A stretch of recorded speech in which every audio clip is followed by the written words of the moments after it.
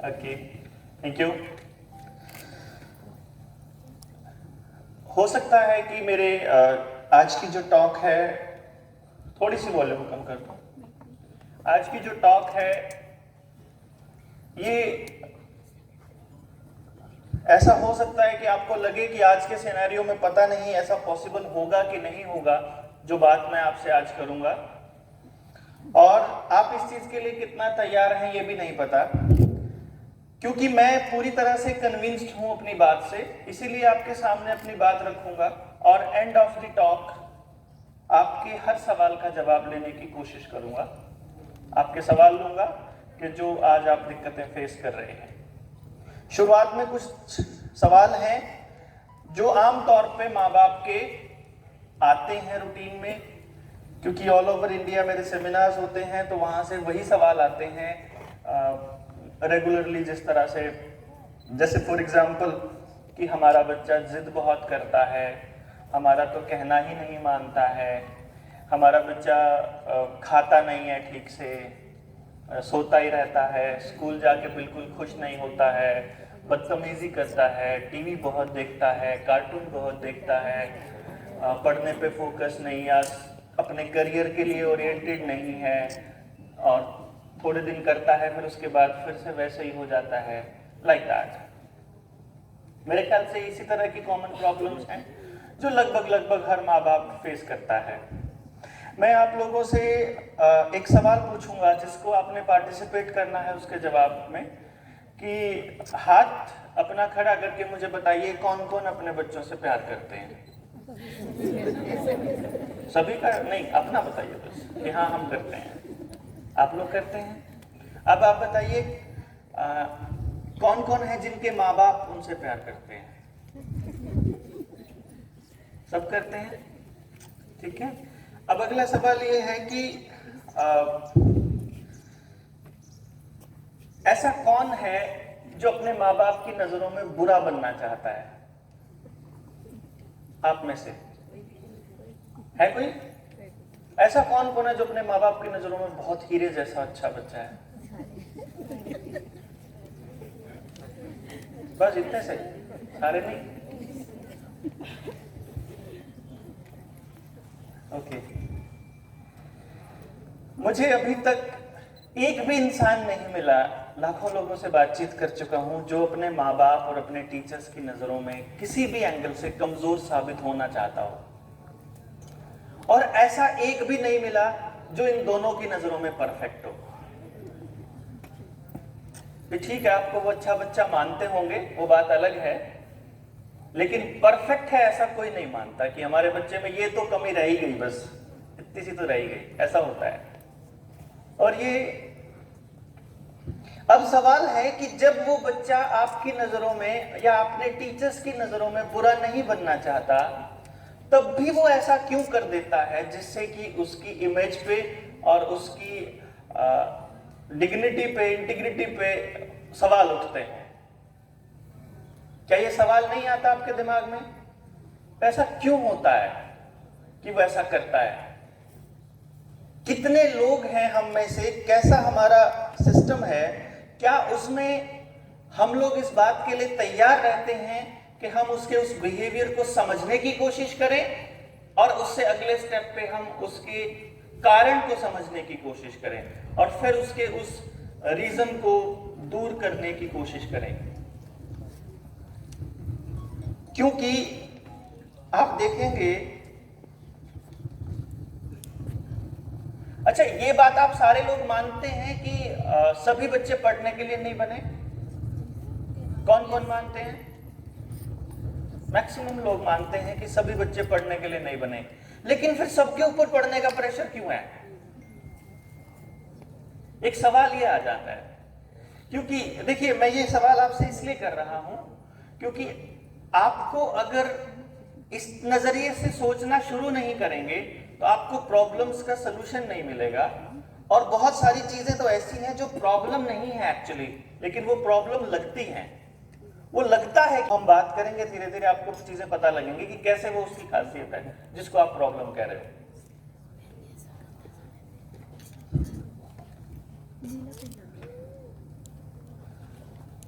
करीब करीब कितने बच्चे होंगे जो पढ़ने के लिए बने होंगे? एवरीवन।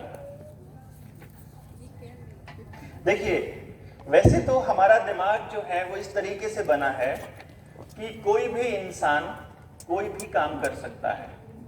ऐसा कुछ भी नहीं जो हम नहीं कर सकते, ऐसा कुछ भी नहीं जो हम नहीं सीख सकते, लेकिन उस काम को सीखते हुए और उस काम को करते हुए उसकी स्पीड और उसका इंटरेस्ट वो सबका अलग अलग होगा, ये कंफर्म है।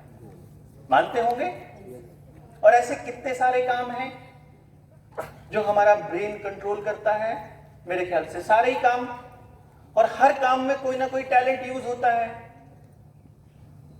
जैसे कि आप लोग बैठे हैं यहां, मैं बोल रहा हूं, मेरे बोलने में क्या क्या टैलेंट इस्तेमाल होगा जब मैं यहां खड़ा होकर बोलूंगा? तो एक मेरी लैंग्वेज स्किल होनी चाहिए, एक मुझे लोगों से बात करना अच्छा लगना चाहिए, यही होगा। आप लोग बैठे रहेंगे तो आपके पास क्या स्किल होनी चाहिए? लिसनिंग तो सब में होती है लगभग, लेकिन इससे भी ज्यादा एक स्किल होती है हमारी, हम लोग बोलते हैं उसको टेक्निकल भाषा में, इसको हम काइनेस्थेटिक एनर्जी बोलते हैं, बॉडी की मूवमेंट वाली एनर्जी। जिसकी एनर्जी ज्यादा होगी वो नहीं बैठ पाएगा ज्यादा देर तक, जिसकी कम होगी वो आराम से बैठा रह सकता है कितनी भी देर तक। आपने रिसर्च करनी है, पढ़ाना है, खेलना है, कोच करना है, बोलना है, सुनना है, बैठना है, चलना है, और जितने भी काम है, कुकिंग है या कुछ भी काम है, एनी जॉब, उसमें स्किल इस्तेमाल होती है। अब आप लोग मुझे बताएं, क्या हमारे एजुकेशन सिस्टम में ऐसा कुछ ट्रेंड है कि हमें अपनी स्किल पता हो? हाँ जी, किसी को भी पता हो? भाई हमारा बच्चा है, So there is a test, WARC test. WARC test. If you go online and that test. That is for learning purpose. For learning purpose. This is for learning only, Okay. not for skill. That tells ki whether he is good in visual, That is just to find out कि उसको याद कैसे होता है. Just to find out कि उसको याद कैसे होता है. मतलब पढ़ाई. मैं बात कर रहा हूं इंसान की. हमारे टीचर्स क्या इतने इक्विप्ड हैं कि जब आप पीटीएम में आते हैं और वो आपको बताएं जी आपका बच्चा ना इस चीज में परफेक्ट है, ये अपने को करना पड़ेगा और ऐसे ऐसे करना पड़ेगा? We don't have, actually we don't have. India में नहीं है। वो मैं इसलिए कह रहा हूं क्योंकि मैं पहला आदमी जिस पे काम करने वाला इंडिया में। तो जहां मैं नहीं गया पहले, वहां इसका मतलब ये बात नहीं गई, सिंपल सी बात है। मैं जब बहुत अर्ली स्टेज में, आज से 17-18 साल पहले माँ बाप को बताता था ना कि आपका बच्चा, आप इसके ऊपर ना पढ़ने के लिए प्रेशर खामखाई लगा रहे हो, तो माँ बाप का जवाब होता था कि सर क्या करें, एडमिशन तो इसी बेसिस पे मिलना है, आगे तो नौकरी तो इसी बेसिस पर मिलनी है, तो लेकिन आप सोचना तो शुरू करो। नहीं सर, नंबरों के अलावा नहीं सोच सकते किसी और चीज के बारे में, क्योंकि स्कूल में जो परफॉर्मेंस है और जो बच्चे के ऊपर लेबल लगता है फर्स्ट सेकंड थर्ड का, वो भी नंबरों के बेसिस पर ही लगते हैं, तो कहां जाएं हम? और बताएं, जब आपके घर में बच्चा आएगा ना तब पता लगेगा आपको बच्चे कैसे होते हैं। मैं तब कुंवारा था। फिर एक दिन मेरे घर में भी शादी के बाद बच्चा जन्म हुआ। लोगों ने कहा कि जब वो थोड़ा बड़ा हुआ तो लोग कहने लगे कि अब पता लगेगा तेरे को ना, और वो थोड़ा स्लो लर्नर था मेरा बेटा। मैंने उसके ऊपर थी कि मैं कमजोर बच्चों को ही पढ़ाता था, तो मेरे लिए ज्यादा मुश्किल नहीं था वो चीज। और वो जो बच्चा जिसको दुनिया स्लो लर्नर बोलती थी, उसने 5 साल की उम्र में पहला नेशनल रिकॉर्ड बनाया, इंडिया का यंगेस्ट गोल्ड मेडलिस्ट बना वो मैथमेटिकल कैलकुलेशन। 7 साल की उम्र में मेरे बेटे ने, जिसका नाम यशस्वी बल्हारा है, और मुझे लोगों ने सीरियसली उसके बाद ही लेना शुरू किया कि नहीं, वैसे उसके बाद भी नहीं शुरू किया था, सही बताऊं तो। उसने नेशनल रिकॉर्ड बना दिया, टीवी अखबारों में आने लग गया। जब पेरेंट्स से मैंने बात करी कि ले देखो इसने भी ले लिए नंबर, तो वो कहते हैं आपके वाला गिफ्टेड होएगा, इसमें क्या है? एक आधा बच्चा होता है जो कुदरत ने बनाया होता है, इसमें क्या है?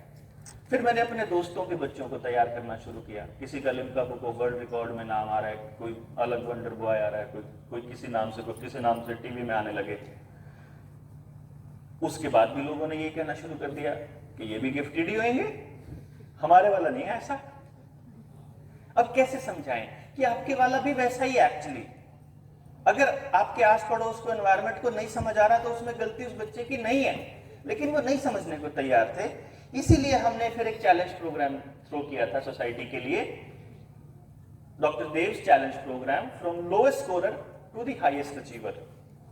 हमने लिए 20 स्कूलों से 20 बच्चे, और हमने स्कूल को चिट्ठी लिख करके एक बात बोली थी कि अपने स्कूल का वो बच्चा दे दो जो तुमसे नहीं संभल रहा हो, जिसके आगे सारे हाथ जोड़ चुके, भाई तेरे बस की बात नहीं है, पढ़ना तेरे बस की बात नहीं है। मैं ये बताना चाह रहा था कि पढ़ना is not that big deal basically, और वो इतना इंपॉर्टेंट भी नहीं है लाइफ के लिए। लेकिन चलो आप लोग कह रहे हो कि हमारे वाला कर नहीं पा रहा, तो मैं आपको बताता हूं कि कैसे करते हैं।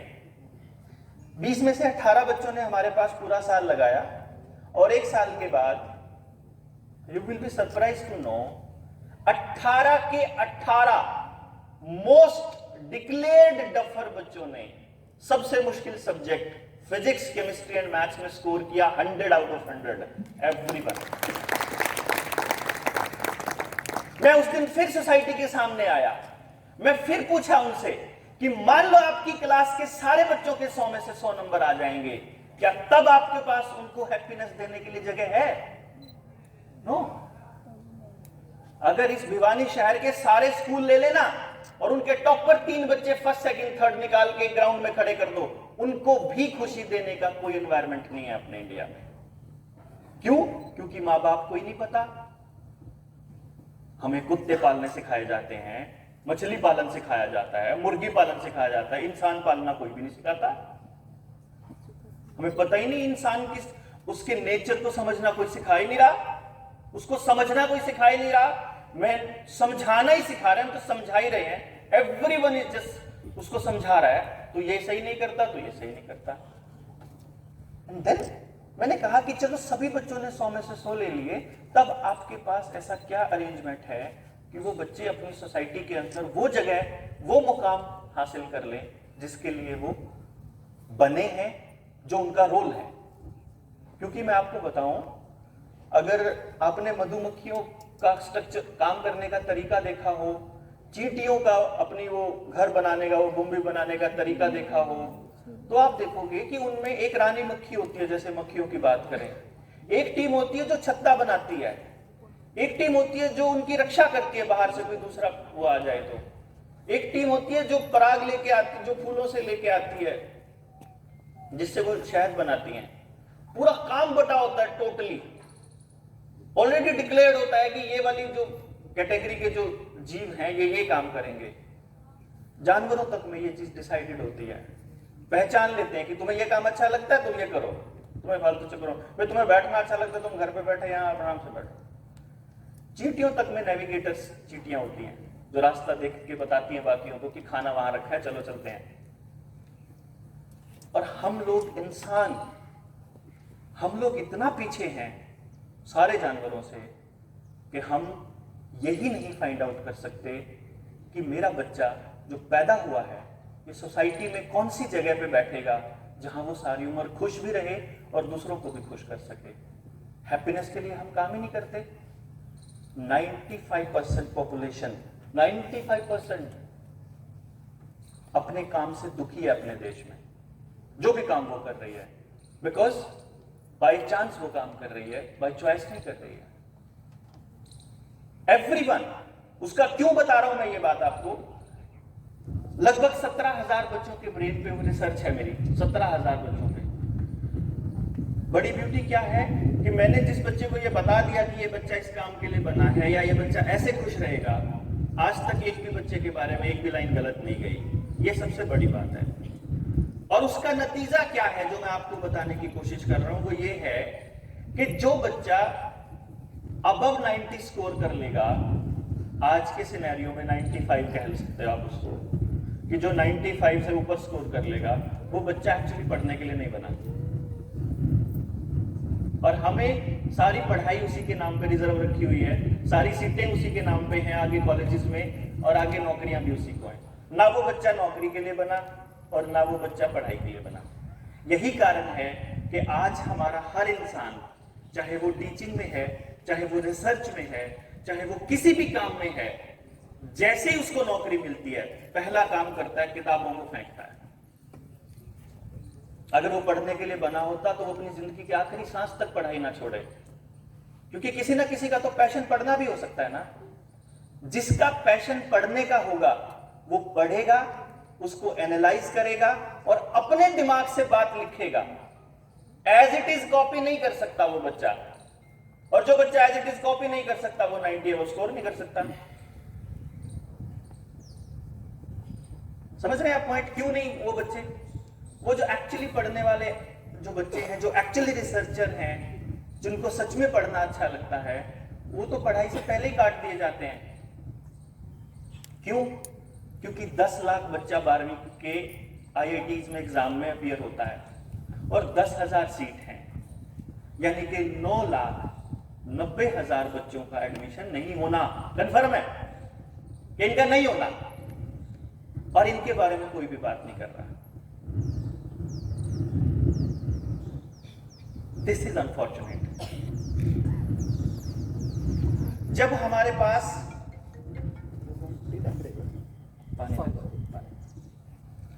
दूसरा गर्म वाला थर्मस गिलास में डालो। जब हमारे पास अपनी क्लास के टॉपर्स के लिए भी जगह नहीं है प्रॉपर, तो फिर जो बच्चा 40वें नंबर पर आ रहा है 40 बच्चों की क्लास में, उसका क्या करेंगे? क्या वो इंसान का बच्चा नहीं है? यह सबसे बड़ा सवाल है। मेरी जो लड़ाई है वो उन बच्चों के लिए है जो आपके बनाए हुए क्राइटेरिया में फिट नहीं बैठ रहे,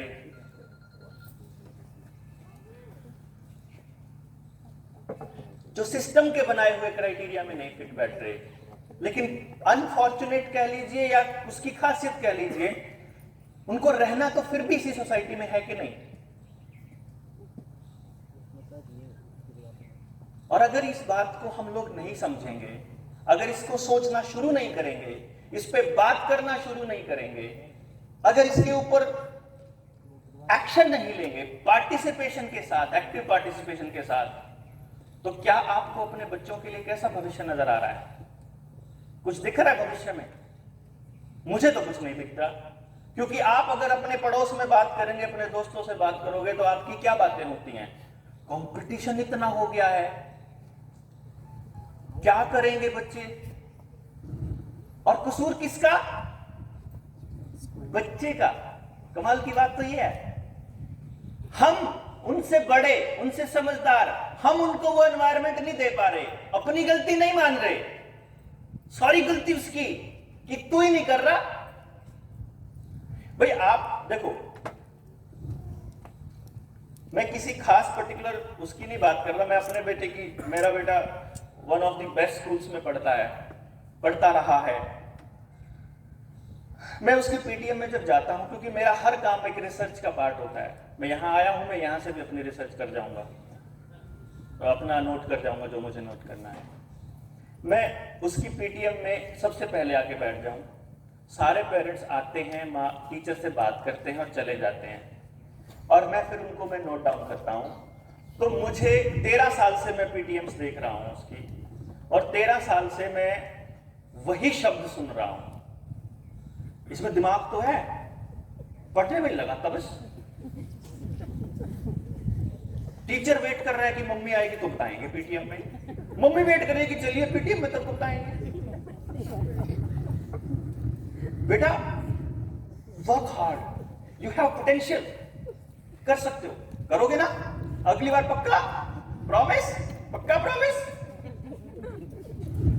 एंड दैट्स ऑल। वो मेहनत कैसी करनी है, कैसे करनी है, कहां ले जाओगे फिर वो मेहनत करके? मैंने एक दिन पूछ ही लिया एक मम्मी से, मैंने कहा अच्छा मैडम कि मान लो ये थोड़ी मेहनत कर लेगा, तब इसे अपन कहां ले जाएंगे? अभी कितना रैंक है? अभी तो ये 15वें रैंक पे आया है, 15th रैंक पे। मैं कह देन व्हाट? मान लो मेहनत कर लेगा तो कहां लेके जाना है? कहते हैं तो फर्स्ट भी आ सकता है। मैं कहता जो अभी फर्स्ट है वो ऑब्वियसली फिर वो फर्स्ट नहीं रहेगा, और किसी ना किसी को उसका 15वां नंबर भी लेना पड़ेगा, फिर किसी ना किसी को 40वां भी लेना पड़ेगा। फिर वो 40वां इग्नोर्ड कैसे? वो नंबरों के बेसिस पे कमजोर कैसे? वो उनके बेसिस पर निकम्मा कैसे? पढ़ाई तो एक काम है ना सारी दुनिया जहान के कामों में से। तो अगर वो एक काम नहीं कर पा रहा तो वो निकम्मा कैसे हो गया? और ढेर सारे काम भी तो हैं, आपने वो काम देख लिए क्या उससे करवा के कि सबसे बढ़िया क्या करेगा? भाई जो काम मैं करता हूं ना, मैं पहला आदमी हूं। ऑब्वियसली जब मैंने करना शुरू किया तो लोगों ने मुझे कहा तू पागल है क्या? मैं कहा मैं तो इस कॉन्सेप्ट पे काम करूंगा। तू पागल है क्या? ऐसे थोड़ी पॉसिबल है। अब आज से 17 साल पहले कोई टैलेंट बेस्ड एजुकेशन की बात करता, सोचो क्या होता था? मेरे को सच में पागल बोलते थे। 3 साल तक तो मुझे पहला आदमी नहीं मिला मेरे को जो सुन ले। एंड देन व्हाट आई से कि फिर मैं लोगों तक खुद जाता था, जो स्कूल के मालिक हैं, स्कूल के टीचर्स हैं, सरकारी स्कूल के हैं, प्राइवेट के हैं, कि सर आने वाले टाइम में आपकी जरूरत बनेगा ये। And then what they said? अब भी नहीं सर, पेरेंट्स नहीं सुनते जी, क्या करें? तो फिर पेरेंट्स क्या सुनते हैं कि उनको तो नंबर चाहिए। कि फिर आप क्या करते हो कि करें क्या? अब पिछले स्कूल से एडमिशन करा के इसमें लाए थे। एक्चुअली तो वहां तो आते ही पीटीएम में मम्मी ने तो मैडम को ही कसूरवार ठहरा दिया। वहां तो जी 75% आते थे, यहाँ 65 ही आए। तो मैं कहा फिर क्या करते हो? कहते कुछ नहीं, क्लास टीचर को बोल देते अगली बार 76 दे देना बस इसको, कि यहाँ आने के बाद सुधर गया। भाई माँ बाप को नंबर चाहिए, स्कूल नंबर दे देगा। माँ बाप को बच्चे की जिंदगी चाहिए, माँ बाप बच्चे की जिंदगी बनाने के लिए बात करोगे। फिर आप देखो, अगर सारा कसूर बच्चे पे डालते रहोगे, वो तो छोटा है अभी, उसे तो कुछ नहीं पता, ना उसे जिंदगी का पता, ना उसे आने वाले टाइम में उसके पास क्या क्या रिसोर्सेज है, उसे कुछ नहीं पता। उसे ये भी नहीं पता सोसाइटी में उसका रोल क्या है। तो एक्चुअली वो तो कुछ नहीं डिसाइड कर सकता।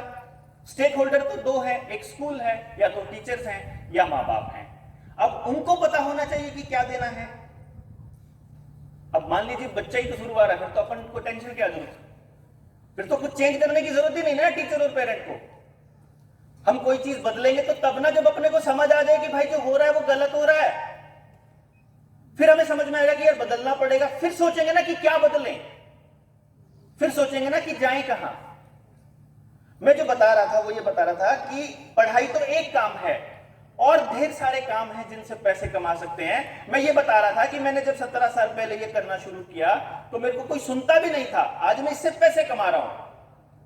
और ऐसे आपकी सोसाइटी में ऐसे ढेर लोग मिलेंगे जो सिर्फ इसलिए इतने बड़े आदमी बन गए क्योंकि समोसा बहुत अच्छा बनाना आता था, इसकी चाट पापड़ी अच्छी है, इसके गोलगप्पे अच्छे हैं, ये सूट बहुत अच्छा सिलता है, ये बहुत अच्छा ये काम करता है। आप प्लम्बर भी बुलाओगे घर में तो क्या कहोगे फोन करके अपने दोस्त को? ये थोड़ी कहोगे कोई सस्ता प्लम्बर भेज, आप ये कहते कोई अच्छा प्लम्बर भेज। तो आपको कौन सा काम नहीं करवाना और कौन सा काम नहीं करना, हर काम को करने के लिए आपको बंदा ही तो चाहिए होता है। और अगर वो अपने काम को एंजॉय कर रहा है और अपने काम में मस्त है तो पैसे मिल जाएंगे उसको। क्यों? जो उससे सर्विस ले रहा है उसको पैसे दे ही देगा ना। तो मुझे ये लगता है कि पैसा, नौकरी is not a big problem, वो बन जाएगी। वो अपन जब बैठेंगे, सोल्यूशन ढूंढने की कोशिश करेंगे, डिस्कशन करेंगे, वो निकल आएगा। बट पहले सोचें तो सही कि there is an alternate way of living. आज जो बच्चा जी रहा है उसकी लाइफस्टाइल को एक बार ऐसे सोचो, वो आपका बच्चा नहीं है।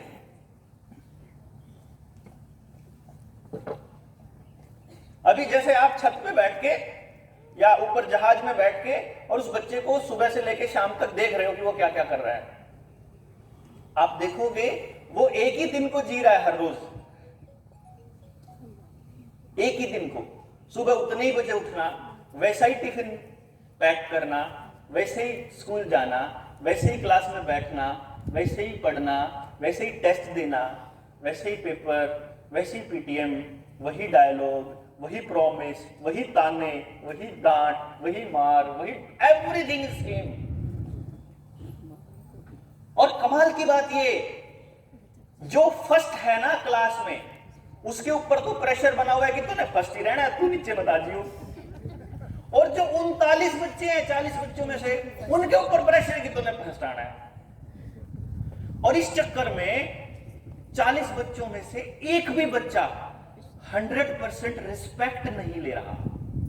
ना उसे माँ बाप की इज्जत मिल रही, ना उसे किसी और की इज्जत मिल रही।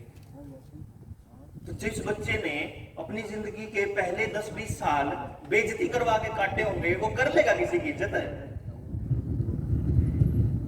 भैया, सोचो ना, अनकंडीशनल प्यार किया क्या हमने किसी अपने बच्चे को? अनकंडीशनल प्यार कि साइकिल तब मिलेगी जब इतने नंबर आएंगे, टीवी तब देखेगा जब ये कर लेगा, फलाना चीज तब मिलेगी जब ये हो जाएगा, इस काम में तो तेरा बड़ा ध्यान है, किताब में तो तेरा बिल्कुल नहीं लगता। हाँ, तने यो चाहिए, नंबर कितने आए थे आपकी बात? 30 आते डायलॉग्स।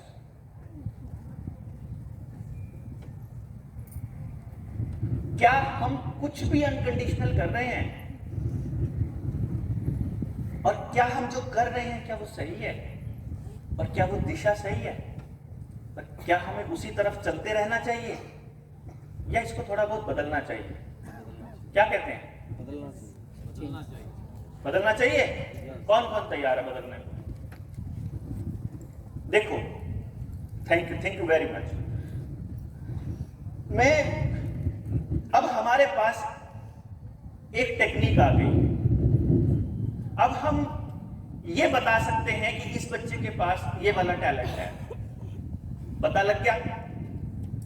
क्या हम रेगुलर स्कूल की स्टडीज के साथ दिन में 2 घंटे उसके ओरिजिनल टैलेंट की ट्रेनिंग के लिए अरेंजमेंट नहीं कर सकते? कर सकते हैं। आने वाले टाइम में और कुछ नहीं करेगा, वो उससे पैसे जरूर कमा लेगा, इश्यूज खत्म। और सबसे बड़ी बात, उसको वो पसंद भी होगा, उसको मजा भी आएगा। कैसे? एक बच्चे को कार्टून देखने का बहुत तगड़ा शौक है। फॉर एग्जाम्पल, उसकी मम्मी को पता है कि कार्टून, सर डॉक्टर साहब प्लीज आइए सर, आगे आइए।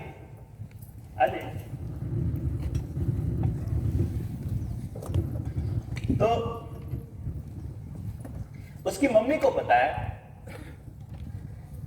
कि ये कार्टून के लिए कुछ भी छोड़ देगा, खाना भी छोड़ देगा, मतलब ये टीवी देखता है तो खाना खाता है, काइंड ऑफ इस तरह से।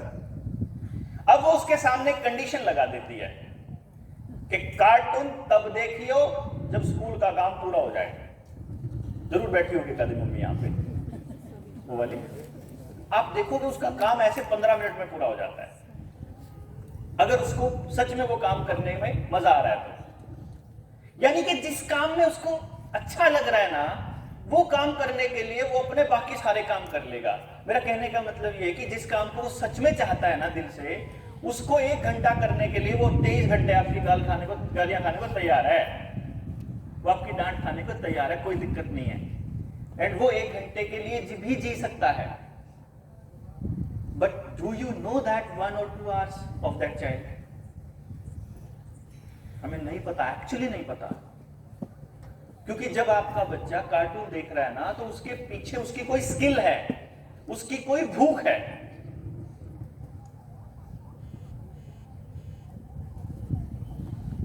स्कूल में टीचर्स कौन कौन है यहाँ बैठे हुए? इतने सारे टीचर्स हैं अलग अलग स्कूलों में, बाहर से भी है ना। संडे आज इसलिए छुट्टियां आपकी। तो मैम जस्ट मुझे ये बताइए, एक सवाल है छोटा सा, कि जब एक क्लास में एक बच्चा है जो ऐसे करके सोफे पे जब बैठता है, पैर हिलाता रहता है, कुर्सी पे बैठा बैठा हाथ हिलाता रहता है, ऐसे ऐसे करके टांगे हिलाता रहता है, मारता रहता है सामने वाले को, तब आप क्या करते हैं? डांटते हैं। और क्या करते हैं? पनिशमेंट भी मिलती है, डांट भी मिलती है, और कुछ नहीं, चलो पनिशमेंट अगर अलाउड नहीं है तो हम उसे रोक देते हैं।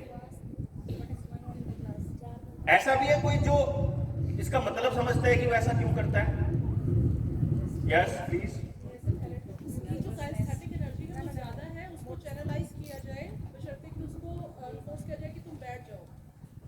क्या हम ऐसा करते हैं? यूजुअली ऐसा नहीं होता है ड्यूरिंग नहीं होता है।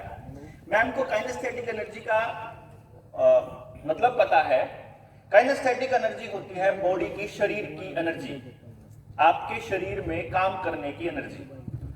अगर वो रिलीज नहीं होगी तो वो आप अंदर ही अंदर उबलती रहेगी, वो आपसे हिलना डुलना मांगती रहेगी। वो पढ़ेगा भी तो ऐसे ऐसे करके पढ़ेगा, जैसे मैं चल चल के बोल रहा हूं ना। ये मेरी मजबूरी है, मैं खड़ा नहीं रह पाऊंगा। मैं सोफे पे बैठूंगा तो पैर हिलाऊंगा ही हिलाऊंगा। अब क्लास में मैं अगर ऐसे कर रहा हूं तो आपको पता है इसका मतलब क्या है? इसका मतलब है कि मैं बहुत ध्यान से सुन रहा हूं, मुझे ध्यान ही नहीं है कि मेरा दिमाग कॉन्सेंट्रेट तब करेगा जब मेरी बॉडी हिल रही होगी। और हम रोक देते हैं उसको क्लास में। ए यू, आराम से बैठो, ठीक से बैठो, क्या है, what is this kind of. अब ये किस शरीर की एनर्जी का इस्तेमाल कैसे हो सकता है? ये डिपेंड करता है। देखो, अपने को अपनी सोसाइटी के अंदर हर काम करने वाले लोग चाहिए। खेत में भी शरीर का काम करने वाले लोग चाहिए, सड़क पे रिक्शा चलाने वाला आदमी भी चाहिए, मजदूरी करने वाला दिहाड़ीदार भी चाहिए, और अगर एलिट क्लास है और हम पैसे खर्च कर सकते हैं तो हमें स्पोर्ट्स पर्सन भी चाहिए। उसके पास वो एनर्जी है। लेकिन वो आदमी अगर ये काम नहीं करेगा और बाय चांस उसकी मम्मी या उसके पापा उसको कहीं ना कहीं, मतलब उसको रट्टा मरवा के पेपर पास करा के और कहीं बैंक में पीओ लगवा दें, क्लर्क लगवा दें, या कहीं बैठने वाली जॉब दे दें, समझो जिंदगी खराब हो गई उसकी। वो बैठने वाली नौकरी के लिए नहीं बना था, वो चलने वाले काम करने के लिए बना था। इतना सही तो समझना है। फिर आपका जो भी इकोनॉमिक स्टेटस है, फिर आपका जो भी जगह पे जहां बैठे हो, वहां आपके बच्चे के लिए कौन सी जगह बेस्ट हो सकती है, क्या हम ये डिसाइड नहीं कर सकते? बहुत इजीली डिसाइड कर सकते हैं। बजाय इसके कि वो दुकान को तब खोले जब मजबूरी में और कोई काम ना बचाओ कि चलो एक दुकान खोल के दे दें, क्यों ना हम उसके उन टैलेंट्स का पता पहले स्कूल टाइम में लगा लें कि ये आने वाले टाइम के बिजनेसमैन हैं, ये आने वाले टाइम के रिसर्चर हैं, ये आने वाले टाइम के लिटरेचर के बंदे हैं, ये आने वाले टाइम के म्यूजिशियंस हैं, डांसर्स हैं, कोरियोग्राफर्स हैं। क्या क्या तो नहीं चाहिए अपने को? टेलर भी चाहिए, बाल काटने वाले भी चाहिए, जूते बनाने वाले भी चाहिए, कपड़े बनाने वाला भी, खेती करने वाला भी, मशीनें बनाने वाला, हर चीज तो चाहिए। बट वो स्किल डेवलप तो करनी पड़ेगी ना। मैं 2015 में नरेंद्र मोदी से मिलने गया था, जब उन्होंने प्रधानमंत्री कौशल विकास योजना लॉन्च करी थी। स्मृति ईरानी से भी मिला था, मैं अपने एजुकेशन मिनिस्टर से भी मिला था। सबको मैंने एक बात कही और उनको भी मैंने एक बात कही कि आपको किसी बच्चे की स्किल नहीं पता, आप डेवलप क्या करोगे भाई? कौशल विकास योजना, कौशल का तो पता नहीं, किस चीज का विकास करेंगे अपन? लेकिन जो बड़े लोग हैं, जो हमारे पॉलिटिशियंस हैं, जो हमारे एमएलएज हैं, या गांव के सरपंच हैं, या पार्षद लोग हैं, उनको, उनके पास इतना पैसा है, वो अपने बच्चों को दुनिया में कहीं भी पढ़ा लेंगे और अपना जुगाड़ कर लेंगे। इसलिए दे आर लिस्ट बॉदर्ड। तब मुझे उतरना पड़ा गांव के उस एरिया में और आप लोगों के बीच आना पड़ा। जो सिग्नेचर कैंपेन है वो ऐसे नहीं करता मैं कि आया सिग्नेचर करवा लिया। पहले आपको बताऊंगा, फिर आप जितने लोगों से मिलवाओगे मैं उतने लोगों से साइन कराऊंगा कि ऐसा होना चाहिए कि नहीं होना चाहिए। आई हैव टेक्निक, मेरे पास टेक्निक है, पूरा 100% एक्यूरेसी वाली रिजल्ट है, रिसर्च है। मैं इस कंट्री को ऑन रिकॉर्ड बोल रहा हूं, रिकॉर्ड हो रहा है, मैं पूरी की पूरी रिसर्च बिना नाम के और बिना पैसे के देने को तैयार हूं। बट कम से कम वो आपके बच्चे के लिए इस्तेमाल होनी चाहिए। लेकिन फिर पता क्या होता है, जिस मंत्री से मिलो, जिस बड़े लोग से मिलो, सबसे पहले क्या करते हैं, अपने वाले को ले आते हैं, मेरे वाले का करते हैं टेस्ट। मेरी काउंसलिंग कर, छुट्टी क्यों डॉक्टर? और जब मैं कहता हूं कि अब समझ आ गया आपको, आ गया, अब तो आप इसको इंप्लीमेंट कर लेंगे। कौन समझता है डॉक्टर साहब, छोड़ो ना, क्यों चक्करों में पड़े हो? That's all. इसीलिए फिर इसको प्रैक्टिकल करने के लिए मैंने टारगेट लिया कि हम पूरे हरियाणा से मैं कुछ गांव लूंगा जहां पे हम 100% एम्प्लॉयमेंट वाला एजुकेशन सिस्टम तैयार करेंगे।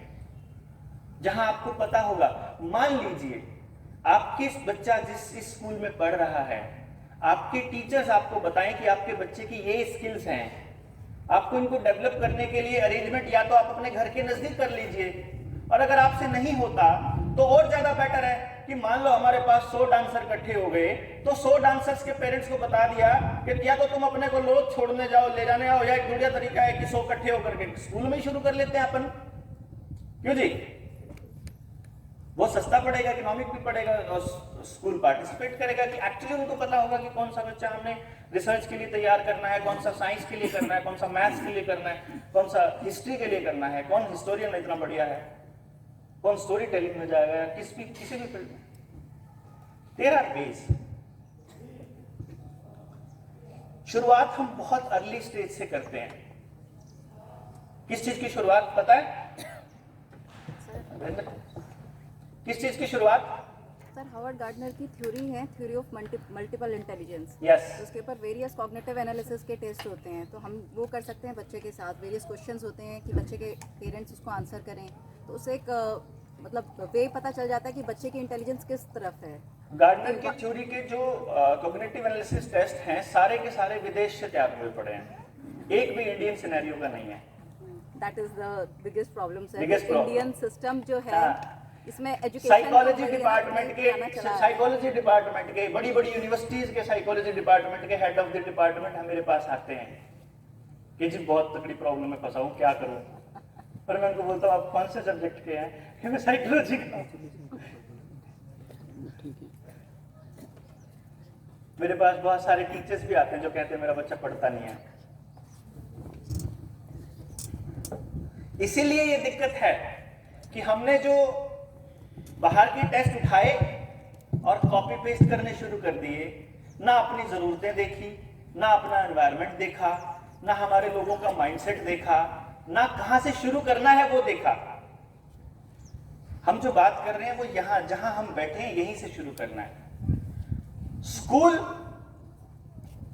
मैं जहां तक मैनेजमेंट को समझ पाया, जितना मैं प्रिंसिपल मैम को समझ पाया, स्कूल आपके लिए ओपन माइंडेड है, स्कूल आपके लिए तैयार है।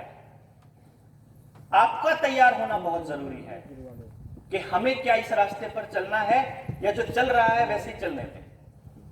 क्या कहते हैं sir? Change is necessary sir. Change चाहिए? किस किस को चाहिए? Let's see how many. मुझे चेक कर लेने दो कौन कौन है। बताइए मैम को That is दिखाइए very कौन important. किस किस को चाहिए That is change. very important for me. Let's see. Good. Everyone wants that change. Everyone wants that change. दिक्कत यही है, देखिए अगर मैं यही बात आपको कोई और पर्सन बताए शायद आपको नहीं वैसे समझ आए कि नहीं पॉसिबल नहीं है। इसी तरह से जब आपके पॉइंट पे आकर के मैंने समझाया, आपको समझ आ गया, यही बात बच्चे के साथ हो रही है। हम बच्चे को क्या चाह रहे हैं कि वो हमारी स्पीड से याद करे, जितनी स्पीड से हम चाह रहे हैं, जैसे हम चाह रहे हैं, जबकि उसका सोचने का, समझने का, देखने का, एनालाइज करने का और अब सिंथेसाइज करने का तरीका अलग है आपसे। आपको वो समझना होगा कि वो कैसे अलग है, और बहुत ओपन माइंड से ये सोच करके कि वो चाहे बने बड़ा होकर के बदमाश गुंडा रहेगा तो आपकी औलाद ही। फिर ये भी सोचना पड़ेगा कि चाहे वो कुछ भी करे, अच्छा करे या बुरा करे, उसमें आपका रोल एज अ फैसिलिटेटर था, नथिंग मोर देन दैट। क्योंकि जब बच्चे की अचीवमेंट के साथ अपना सम्मान और उसकी कुछ गलत काम के साथ अपना अपमान जोड़ लेंगे ना, तो समस्याएं आती हैं पेरेंटिंग में। कि अगर किसी के नमस्ते नहीं करे तो सोचते हैं कि माँ बाप ने सिखाया नहीं। दिस इज नॉट राइट भाई। जैसे मैं ये मानता हूं कि नमस्ते एक ऐसा काम है, ऐसे काम है जो अपने आप आते हैं अंदर से, इसके लिए आपको जबरदस्ती करने की जरूरत क्या है? सर बच्चे अनुसरण करते हैं, हम उन पे थोप नहीं सकते। लेकिन थोपा जा रहा है ना, दिक्कत तो ये है। वही मैं कह रही हूँ, हम बच्चे अनुसरण करते हैं। पेरेंट्स गलत काम करेंगे, बच्चों को ये सोचेंगे कि वो सही काम करें, हम गलत करते रहे। बेसिकली पेरेंट्स तो खैर गलत काम प्लान करके तो कोई नहीं करता। नहीं सर, अगर एक बंदा घर में बीड़ी पी रहा है, वो ये सोचेगा मेरा बच्चा बीड़ी ना पिए। नहीं, मेरे घर में तो 4 मेरे पापा और थे, चारों पीते थे। मेरा दादा हुक्का पीता था। उस स्टेज पे बच्चा हमेशा अनुसरण करेगा, कभी आपके कहने पे नहीं चलेगा। ऐसा नहीं होता। जी सर। पहले स्टेप पे नहीं, आपकी बात बहुत हद तक सही है, अनुसरण करेगा, उसको वो दूसरे एंगल से भी देख सकता है। नहीं, जैसे आप सर कह रहे हैं ना कि बच्चा नमस्ते नहीं करता, अगर पेरेंट्स नमस्ते करेंगे तो डेफिनेटली उसको कहने की जरूरत नहीं पड़ेगी सर। अब मैं मेरे दोस्त के नमस्ते कैसे करूंगा? नहीं, चलिए कोई बात नहीं, मेरे दोस्त के नमस्ते कैसे करूंगा मैं? मेरा दोस्त आया मुझसे मिलने, मैं उसके नमस्ते थोड़ी करूंगा। तो डेफिनेटली करना पड़ेगा। आप उसको ग्रीट तो करेंगे। लेकिन मेरा बेटा कर देता है, किसी के नहीं करता। और वो मतलब उसकी मम्मी बैठी होती है ना, तो फिर वो उससे पूछ लेती है कि तुमने इस अंकल का नमस्ते क्यों नहीं करे? तो कहता है फील ही नहीं हुआ अंदर से। तो ठीक है, नहीं हुआ तो ना कर। भाई आप देखो ना, छोटा सा बच्चा जो 2-3 साल का है ना, आपके घर में कोई नेगेटिव एनर्जी ली हुई कोई आदमी या औरत आता है ना, वो रोना शुरू कर देता है। घर में कुत्ता होता है वो भौंकने लग जाता है। छोटे बच्चे वाइब्रेशंस पकड़ते हैं, स्मेल तक देख लेते हैं किसकी स्मेल है। बच्चा इतना स्मार्ट होता है, उसको बताने की जरूरत एक्चुअली नहीं है। अनुसरण की बजाय आपका जो शब्द था एक्चुअली क्या होना चाहिए? ऑब्जर्व करता है। ऑब्जर्वेशन था आपका जो सही वर्ड था ना, वो अनुसरण ने गड़बड़ कर दी। सो बेसिकली क्या होता है, बच्चा ऑब्जर्व करता है, और इसीलिए आप कुछ कहना चाह रहे थे? अच्छा, सहमति दे रहे थे। Thank you. तो क्या होता है, अर्ली स्टेज से जब आप अपने बच्चे को गौर से समझेंगे और देखेंगे ना, तो आपको एक बहुत गजब की चीज मिलेगी कि पेरेंटिंग बहुत अल्टीमेट काम है। हमने इसको एक सजा बना रखा है बेसिकली। और अगर मेरे घर में बच्चा जन्म नहीं लेता तो शायद मैं कभी नहीं जान पाता, कभी नहीं समझ पाता कि पेरेंटिंग नाम की कोई चीज होती है। क्योंकि मैंने क्या हुआ, उसके जन्म से पहले ये प्लान कर लिया, जन्म से पहले ही, कि मैं अपने बच्चे को कभी पढ़ाऊंगा नहीं, कि मैं अपने बच्चे को कभी पढ़ने के लिए नहीं कहूंगा, और मैं अपने बच्चे को कभी भी ना मतलब ऐसे नहीं रोकूंगा कि जबरदस्ती नहीं रोकने की जरूरत पड़े, और मैं कभी उसको डांटूं धमकाऊं ऐसे नहीं करूंगा किसी चीज के लिए। तो तब देखता हूं क्या मेरी पेरेंटिंग ऐसी अच्छी होगी। और जब मैं इस एंगल से चलने लगा ना, तो आपको बताऊं कि मेरा बेटा मुझे दिन में 10 बार ठीक करता था, और मेरे को रियलाइज होता था यार बात तो मैं ही गलत कर रहा हूं, गड़बड़ तो मेरे में ही है। भाई जैसे हम गाड़ी से जा रहे हैं, साइड में बैठा है, बैठे हम आराम से जा रहे हैं, सुबह ऐसे ऐसे करके आवाज आई रोने की, थोड़ा इमोशनल सा भी। मैं देखा, मैं क्या हो गया विनी, क्या हो गया बेटा? आप तो कह रहे थे कि रेड लाइट होती है तो रुकना होता है, आप तो नहीं रुके।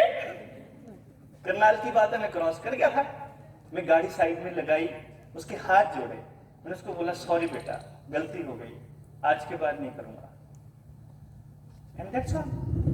मैंने आगे से अपने आप को सुधार लिया, तो मुझे उसे पता लग गया। फोन करके बोलता है आप आए तो नहीं, आप तो झूठ बोलते हो। मैंने कहा क्या हो गया? आप तो कह रहे थे आप 8 बजे आओगे। ओ तेरे, अगली बार मैंने स्टेटमेंट ठीक करी, मैंने उसको बोला बेटा मैं 8 बजे के बाद आऊंगा। अब मैंने स्टेटमेंट अगली कर दी कि अब वो कहेगा आप आए तो नहीं। मैंने कहा देख मैंने क्या कहा था याद है? 8 बजे के बाद। फिर ये बताओ, फिर मैं उसको बोला 10 बजे से पहले।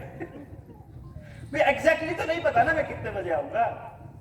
Then I need to change my dialogues to connect with him. और तब मैंने जाना कि मैं इतनी गलती कर रहा हूं। फिर मैं देखता हूं अपनी पेरेंटिंग में इतनी गड़बड़ हो रखी है पहले पीछे से। मैं देखता था, आप देखिए, अगर आपका बच्चा खुलकर बोलता है, अगर वो आपसे जबान लड़ाता है और खुलकर बदतमीजी करता है, तो एक शब्द कंफर्म बोलेगा वो, मेरे को कोई समझता ही नहीं। आप तो अपनी चलाते रहते हो। और अगर उसको ऐसे शब्द बोलने पर अगर थप्पड़ पड़ते हैं तो वो ऐसा सोचता है, बोलता ही नहीं बस, लेकिन वो सोच जरूर रहा है। और जब उसे ये फीलिंग है कि मुझे कोई समझता ही नहीं, फिर उसने क्या सोचना सीखा ही नहीं समझना, फिर क्या टेंशन है। अब मैंने क्या हुआ, मैं आपको एक इंसिडेंट बता रहा हूं, प्रॉब्लम कहां आ जाती है। ऐसे कई बार प्रॉब्लम भी आती है खूब सारी। हम गाड़ी में जा रहे, मैं और मेरी वाइफ मेरी साइड में बैठी, वो बेटा पीछे ऐसे, और वो शीशे में मेरी तरफ देख रहा, मैं भी शीशे में देखा उसकी तरफ, तो मेरे को कहता है पापा जी, मैंने कहा हाँ, मैंने भी ऐसे कर दिया उसकी तरफ। अब फिर सोचू इसने क्या कहा, मेरे को समझ में तो आया नहीं। तो उसकी मम्मी उससे पूछने लगी क्या कह रहे हो, कहता कुछ नहीं पापा ने समझ लिया, और मेरे को समझ नहीं आया। अब मेरे बच्चे को इतना भरोसा है कि मेरे पापा बिना कहे मेरी समझ लेंगे। फिर मैंने उसकी मम्मी की ड्यूटी लगाई कि यार तू इससे बात बात को मैं पूछ कि क्या बोल रहा था, नहीं तो यहाँ तो पंगा हो जाएगा। देन शी आस्क्ड कि बताओ भाई क्या था, क्या कह रहे थे कि वो कुछ नहीं, मेरी किताबें खत्म हो गई थी, मुझे उसके बाद बुक्स लेनी थी ना, तो मैं ये बोला था कि मेरी किताबें खत्म हो गई, तो पापा कह रहे हैं दिला दूंगा अपने आप। मैं कहा चल ठीक है। फिर मैं उसे अगले दिन जो है अपने साथ लेकर गया और मैंने उसे बुक स्टोर में छोड़ा कि छांट ले अपने जो तुम्हें खरीदनी है। तो फिर वो अपनी मम्मी को देखा, मम्मी मैंने कहा था ना पापा को पता लग गया। बच्चे इस लेवल पे आपको समझने की कोशिश करते हैं, आपकी आंखों से, आपके बोलने के लहजे से, आपके कुर्सी पे बैठते हो ना, जब आप आके सोफे पे, ऑफिस से आके घर में सोफे पे बैठते हो और फिर उसे कुछ पूछना या कुछ लेना हो, खरीदना होता है, तो मम्मी कहती है पूछ ले, कहता ना अभी तो मूड खराब लग रहा है, अभी ठीक हो तो फिर पूछूंगा। ही अंडरस्टैंड्स कि आपसे कौन सी बात कब करनी है। क्या हम समझने की कोशिश करते हैं? मुझे तो ऐसा लगता है, जो मैं देखता हूं अपने आसपास, आप सारे उसमें अपवाद हो सकते हैं, लेकिन मैं तो अपने आसपास देखता हूं तो ऐसा लगता है जैसे पैदा करके और इस स्कूल में या कुछ स्कूल में दाखिल करके एहसान कर रहे हैं सारे सारे। मेरा ये मानना है कि जैसे पुराने टाइम की बात याद आती है मुझे, अपने टाइम की, जब मैं छोटा था तो मेरे ज्वाइंट फैमिली थी, तो मेरे मतलब दादा चाचा पापा जब आपस में बात करते थे ना, वो कभी ऐसा नहीं कहते थे कि जैसे मेरे बारे में बात होती कि ये किसका है, ये नफे के नाम का है, ये रमेश के नाम का है, रमेश के नाम का, ऐसा नहीं बोला कभी कि ये नफे का है। सबका होता था वो। एक ऐसा सोसाइटी हमारे पास थी कि हमें पता नहीं होता था, मेरी माँ को पता नहीं होता था कि कौन से पड़ोस में किसके घर गया हुआ है, अगर खाने का टाइम है तो अपने आप खा ही लेगा, कोई टेंशन नहीं है। आज अपन क्या कर रहे हैं, अपने बच्चों के अंदर कैसी वैल्यूज डाल रहे हैं कि बाहर मत जा, कोई ठा के ले जाएगा, कोई मार देगा, जमाना खराब हो रखा, और आपने अपना बच्चा सिर्फ अपना मान लिया, ये गड़बड़ हो गई। मेरा ये मानना है कि आपका बच्चा भी मेरा बच्चा है और मेरा बच्चा उतना ही आपका बच्चा है। वो जो बच्चा है ना, वो सोसाइटी की पूंजी है, वो इस देश की पूंजी है, आपकी पूंजी नहीं है वो। आप सिर्फ उसका धरती में आने का, धरती पर आने का एक जरिया है बस, इससे ज्यादा नहीं। उसके लिए क्या करना है, किस तरह से उसको रखना है, ये सारा मिलके साझा काम है, अकेला आपका काम नहीं है। क्योंकि आपने बाल किसी और से कटवाने हैं, उस तरह अगर गर्दन पे मार दिया, फिर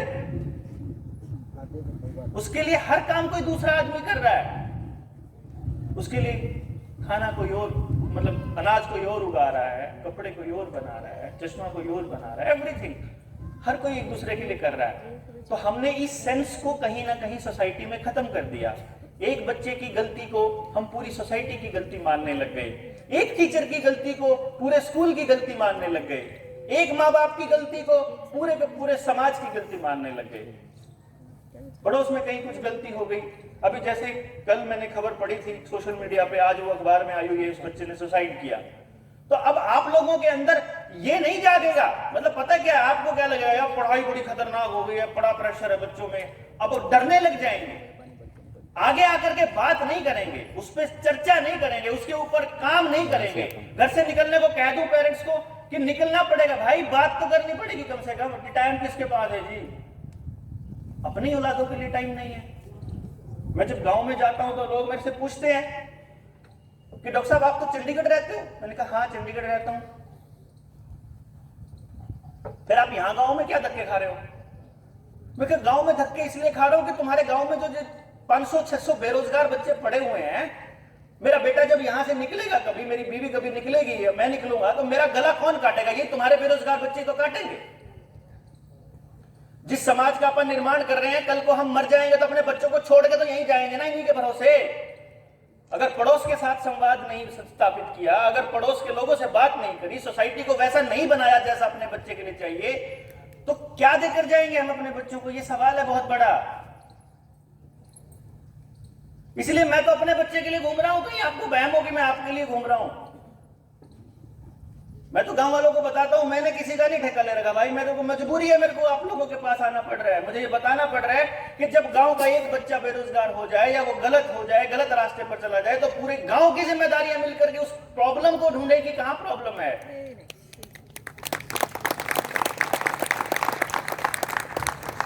और ये कलेक्टिव कॉन्शियस डेवलप करना पड़ेगा। अपन लोगों को जहां बैठे ये बात करनी पड़ेगी, क्योंकि आपके लिए जो पॉलिसी बनाते हैं उनको आपका ख्याल ही नहीं है, उनको मतलब ही नहीं है एजुकेशन वगैरह से, क्योंकि आप लोग कभी पूछते ही नहीं, आप लोग पूछते ही नहीं कभी। इस बात के ऊपर चर्चा कहां होती है, हम लोग बात कहां करते हैं। एक स्कूल के हेडमास्टर रिटायर्ड मुझे आके कहते, बाकी तो छोड़ो डॉक्टर साहब, मेरा बेटा बिगड़ गया, उसका सोल्यूशन बताओ, समाधान बताओ। ऐसे मैं गांव में गया हुआ था, मैंने कहा कहां बिगड़ गया, क्या बिगड़ गया? कह रहा वो गांव के ना कुछ बदमाश से बच्चे उनके साथ बैठना उठना शुरू कर दिया। कौन सी क्लास में है? 11वीं में होया उनकी बात। अच्छा, बचपन से ही इतना खराब है वो? ना, वो बच्चे बचपन से ही खराब थे क्या? ना, किसने खराब करे फिर? वो तुम्हारे गांव में पहले से ही 10-11 बच्चे फिर वो मतलब खराब थे क्या, बदमाश थे? कह रहा ना जी, पहले तो कोई होया करता, वही ठीक हो जाया करता, फिर बाद में तो पहले नहीं होता था। अब अगर रोज की रोज बढ़ रहे हैं, पहले 11 थे, आपका पोता और शामिल हो गए वो 12 हो गए, तो तुमने वो 11 होने क्यों दिए? जिस दिन एक का आदमी एक का बच्चा अगर तुम्हें लग रहा था कि इधर कुछ गड़बड़ हो रही है, उस दिन आप तो हेडमास्टर थे, आप तो पूरी सोसाइटी की आपकी बात मानती थी। आपने गांव के अच्छे लोगों को बिठा करके बात क्यों नहीं करी कि भाई उसका बच्चा गड़बड़ में है, उसको दिक्कत है कुछ, शायद हम संभाल लेते हैं। क्योंकि मुझे ऐसा नहीं लगता कि, देखिए मैं आपसे बात कर रहा हूं, मेरी बात आप तक कितनी पहुंच रही है मुझे नहीं पता, लेकिन मेरे भाव तो पहुंच रहे हैं ना आप तक।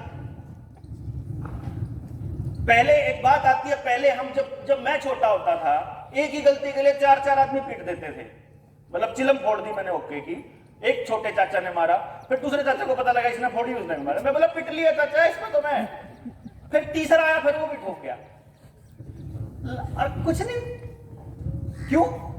दिमाग, उनके दिमाग में कुछ भरा नहीं होता था।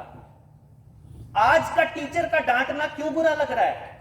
आज माँ बाप के डांटने से बच्चा क्यों अच्छा महसूस नहीं करता? पहले तो पीट भी देते थे पड़ोस का चाचा भी, तब भी कोई बुरा नहीं लगता था। आज क्यों? क्योंकि आज का टीचर और आज का माँ बाप जिस टाइम पे मार रहा है ना, उस टाइम वो फ्री माइंड होके नहीं मार रहा, डिप्रेशन में, टेंशन में, गुस्सा, इरिटेट होके मार रहा है, खुद से दुखी है, तो वो भाव ट्रांसफर जो गुस्से के कर रहा है, तो उधर से रिस्पांस वो आ रहा है। तो जब आप सोसाइटी के अंदर इस तरह से टॉपिक पे बात करेंगे, जब आप उनसे बैठ के संवाद करेंगे, चेंज का नहीं पता कितना आएगा, लोगों का नहीं पता कितने घर से निकलेंगे, लेकिन इतना कंफर्म है कि हम ये भाव समाज में देना शुरू कर देंगे। और मुझे लगता है यही सबसे पहला स्टेप हमारा होना चाहिए।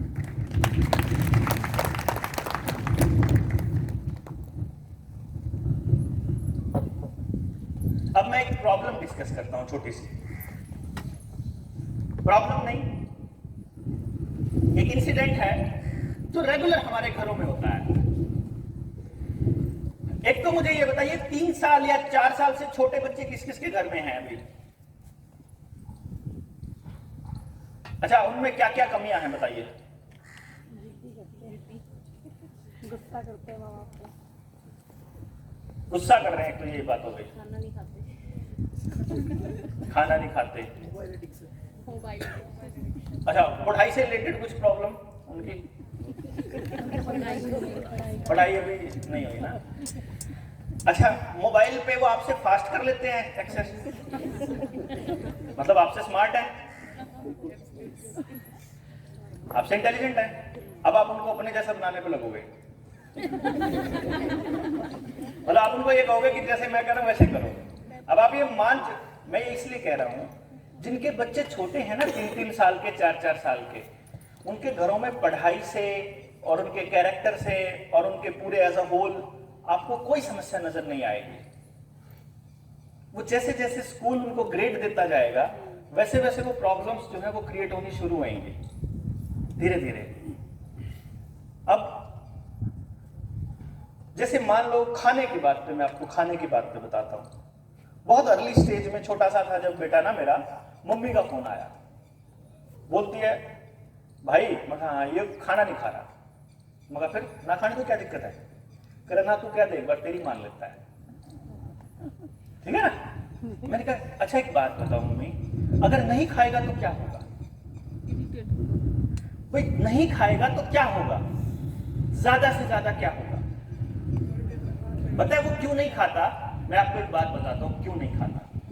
मान लो मैं यहां एक दुकान खोल के बैठ जाऊं अभी आपको कहूं कि मैं ये सामान बेच रहा हूं,